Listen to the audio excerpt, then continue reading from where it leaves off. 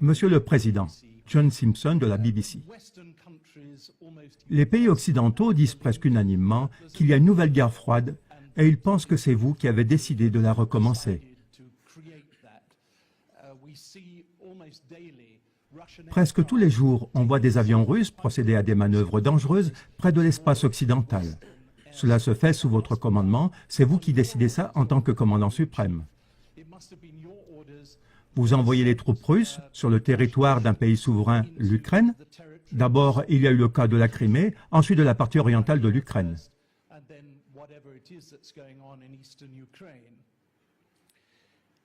Maintenant, vous avez un certain problème avec le cours du rouble. Vous allez avoir besoin de l'aide, de la compréhension et du soutien d'autres pays, et notamment des pays occidentaux. Est-ce que vous allez profiter de cette occasion pour dire à l'Occident, si je puis me permettre de poser cette question, que vous ne souhaitez pas une nouvelle guerre froide et que vous allez maintenant faire tout votre possible pour résoudre le problème en Ukraine? Merci.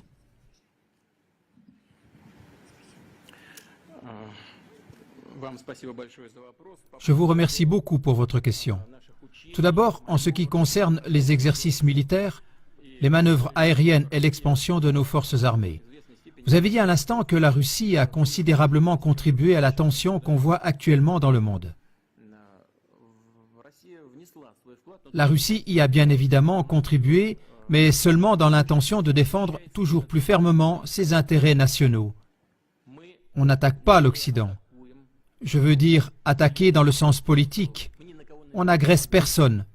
On ne fait que défendre nos intérêts. Le mécontentement de nos partenaires occidentaux, notamment des Américains, est lié au simple fait que nous défendons nos intérêts. L'augmentation de la tension n'est pas liée à nos manœuvres militaires ou à d'éventuelles actions menaçantes de notre part dans le domaine de la sécurité. Je m'explique. Vous avez parlé des vols de nos avions de combat, y compris des vols de nos avions stratégiques. Mais est-ce que vous savez qu'au début des années 1990, la Russie a complètement arrêté les vols stratégiques dans les régions éloignées, comme l'Union soviétique le faisait auparavant? Nous les avons complètement arrêtés.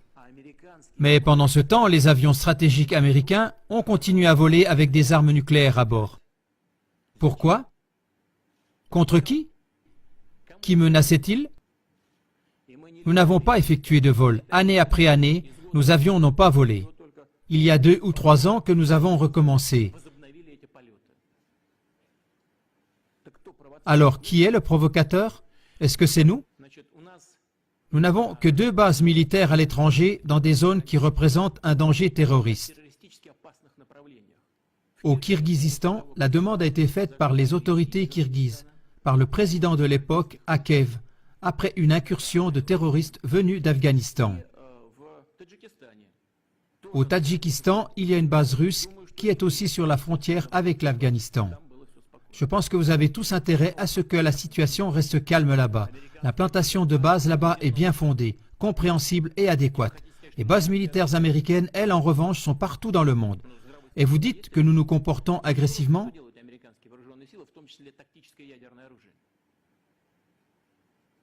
Le bon sens, il est où? Que font les forces américaines en Europe avec leurs armes nucléaires pré-stratégiques? Qu'est-ce qu'elles font là-bas? Écoutez, le budget de la défense russe pour l'année prochaine a augmenté. L'équivalent en dollars, pour ne pas dire une bêtise, c'est à peu près 50 milliards de dollars. Et le budget militaire du Pentagone dépasse le nôtre de 10 fois. 575 milliards de dollars. Le Congrès l'a accordé dernièrement. Et vous voulez dire que nous menons une politique agressive? Il faut quand même garder son bon sens, n'est-ce pas? Est-ce que c'est nous qui avançons nos bases militaires près des frontières des États-Unis ou d'autres États? Qui est celui qui fait avancer les bases de l'OTAN toujours plus près de nous? Qui est celui qui laisse avancer vers nous l'OTAN et les infrastructures militaires? Ce n'est pas nous. Quelqu'un nous écoute-t-il à ce sujet? Y a-t-il un dialogue qui a lieu avec nous? Non, ce n'est pas du tout le cas. On nous dit toujours la même chose. Ce n'est pas votre affaire. Chaque pays a le droit de choisir sa méthode pour garantir sa sécurité. Alors bon, nous allons donc faire la même chose. Pourquoi on nous interdit ça? Et j'en ai déjà parlé.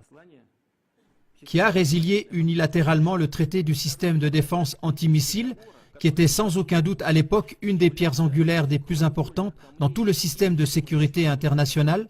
Est-ce que c'est nous? Non, ça a été fait par les États-Unis de façon unilatérale.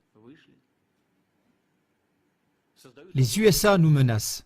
Ils déploient ces éléments de la défense antimissile non seulement en Alaska, mais aussi ici en Europe, en Roumanie, en Pologne, tout près de nos frontières. Et vous voulez dire que nous menons une politique agressive? La question de savoir si nous voulons des relations sur un pied d'égalité avec l'Occident? Oui, bien sûr, mais seulement à condition que nos intérêts nationaux soient respectés, aussi bien dans le domaine de la sécurité que dans le domaine de l'économie. Pendant environ 19 ans, nous avons négocié l'entrée de la Russie à l'OMC. Nous avons dû faire énormément de concessions pour cela. Et tout le temps, on a pensé qu'il s'agissait d'accords vraiment solides, inébranlables. Je ne veux pas dire qui a tort ou qui a raison dans ce conflit ukrainien. Je pense que c'est notre position qui est la bonne. Mais laissons ça de côté. J'en ai parlé déjà plusieurs fois et je pense que nos partenaires occidentaux ont tort en ce qui concerne la crise ukrainienne. Donc nous avons adhéré à l'OMC. Là, il y a des règles commerciales solides. Ces règles ont été violées. Les règles du droit international ont été violées et les règles de la Charte des Nations Unies ont été violées lorsque des sanctions économiques illégitimes et unilatérales ont été infligées à la Russie. Est-ce de nouveau nous qui avons tort? Nous voulons entretenir des relations tout à fait normales avec l'Occident dans le domaine de la sécurité, dans la lutte contre le terrorisme, dans le domaine de la non-prolifération des armes nucléaires. Nous voulons collaborer dans le domaine de la lutte contre la drogue, contre le crime organisé et pour la prévention des maladies infectieuses, y compris le virus Ebola. Tout cela, nous allons le faire ensemble, y compris dans le domaine économique, si nos partenaires occidentaux veulent bien.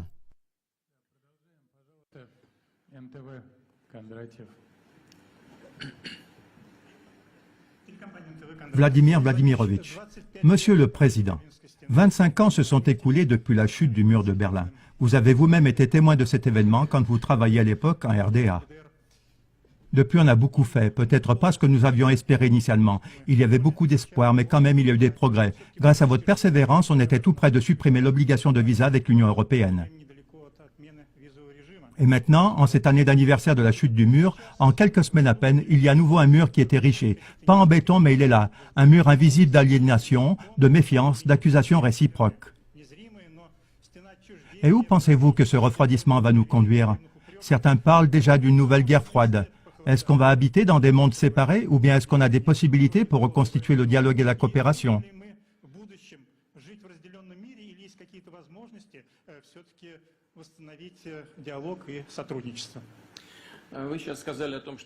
Vous avez parlé de la chute du mur de Berlin et actuellement on voit que de nouveaux murs sont en construction. Donc je réponds à cette question et j'espère que sur ce sujet vous serez d'accord avec moi. Ce n'est pas d'aujourd'hui que nous voyons la construction de murs. C'est bien vous qui êtes un spécialiste pour l'Allemagne et pour l'Europe. Après la chute du mur de Berlin, ne nous a-t-on pas dit qu'il n'y aurait aucune extension de l'OTAN vers l'Est? Malgré tout, celle-ci a tout de suite commencé. Il y a eu 2 vagues d'extension de l'OTAN vers l'Est. Et cela, n'est-ce pas un mur? Oui, ce n'est pas un mur matériel et réel, mais c'est plutôt un mur virtuel et invisible. Mais on a commencé à ériger ce mur. Et le système de défense américain antimissile en Europe le long de nos frontières, n'est-ce pas un mur également? Comprenez, personne n'a stoppé cela. Et c'est cela le problème principal des relations internationales d'aujourd'hui. Nos partenaires n'ont pas freiné. Ils ont décidé qu'ils étaient les vainqueurs, qu'ils constituaient l'empire et que les autres étaient les vassaux qu'il s'agit de descendre. Et c'est ça le problème. Ils n'ont pas arrêté de continuer partout la construction de ce mur, en dépit de toutes les tentatives et de tous les gestes de notre part pour travailler en commun, sans qu'il y ait des lignes de division en Europe et partout dans le monde. Je pense que notre position intangible par rapport aux différentes situations dans le monde, également en Ukraine, devrait faire comprendre à nos partenaires occidentaux que le meilleur chemin et le plus juste, c'est d'arrêter de continuer à construire de nouveaux murs et de commencer à construire une zone commune humanitaire, de construire une zone commune de sécurité et d'économie. Давайте продолжим. Верницкий, Первый канал. Дайте, пожалуйста, микрофон. Monsieur le Président, ce qui se passe actuellement avec notre économie, est-ce le prix pour la Crimée? C'est maintenant le moment de l'avouer honnêtement. Non, ce n'est pas le prix pour la Crimée. C'est le prix pour notre désir naturel de pouvoir subsister en tant que nation, en tant que civilisation, en tant qu'État. Et cela pour les raisons suivantes. Tout à l'heure, lorsque j'ai répondu à la question de votre collègue qu'après la chute du mur de Berlin et l'effondrement de l'URSS, on s'est totalement ouvert à nos partenaires occidentaux.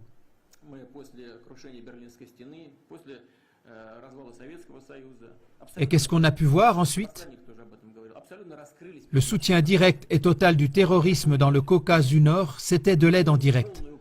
Comprenez-vous? C'est ainsi qu'agissent les partenaires? Je ne vais pas entrer dans les détails, mais c'est un fait et tout le monde le sait. Dans chaque question, quoi qu'on fasse, on aboutit toujours à des problèmes, à des résistances et à des luttes contre nous de la part de l'Occident. Rappelons-nous les Jeux Olympiques de 2014 à Sotchi. De quelle manière notre pays s'est préparé pour cet événement, avec quel enthousiasme et quelle joie nous l'avons fait? Avec ces Jeux Olympiques, nous avons voulu organiser une fête non seulement pour nous, mais aussi pour les amis du sport du monde entier. Et c'est un fait réel qu'on a essayé comme jamais auparavant, et jamais avec une telle ampleur, et jamais de façon aussi clairement coordonnée, de discréditer et de calomnier non seulement les préparations pour les Jeux, mais aussi les Jeux Olympiques eux-mêmes. C'est un fait évident. Mais pourquoi cela? Qui a besoin de cela? Et ça continue sans fin. Lors de la réunion du club Valdai, j'avais déjà utilisé l'image de l'ours russe. Pour beaucoup de gens, l'ours symbolise la Russie. À ce moment-là, j'avais comparé la Russie à l'ours qui protège sa taïga. Si nous continuons à analyser cette image de l'ours, alors moi-même j'ai parfois la pensée que notre petit ours devrait effectivement se tenir tranquille et qu'il devrait arrêter peut-être de chasser les marcassins à travers la taïga et à la place manger peut-être seulement des baies et du miel. Peut-être qu'alors on laisserait l'ours tranquille. Non, on ne le laissera pas tranquille parce qu'on voudra toujours enchaîner l'ours. Et dès qu'ils y arriveront, ils arracheront les dents et les griffes à l'ours. Dans notre langage moderne, cela représente les armes nucléaires de dissuasion. Dès que cela arrivera, que Dieu nous en protège, l'ours lui-même deviendra inutile et on s'appropriera la taïga. Car à plusieurs reprises, nous avons entendu de la bouche de représentants presque officiels de l'Occident qu'il est injuste que toute la Sibérie, avec ses ressources illimitées, n'appartienne qu'à toute la Russie.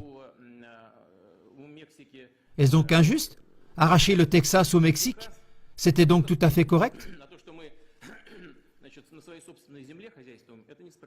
Que nous vivions sur notre propre territoire, ce serait donc injuste et pour cela on devrait diviser nos terres?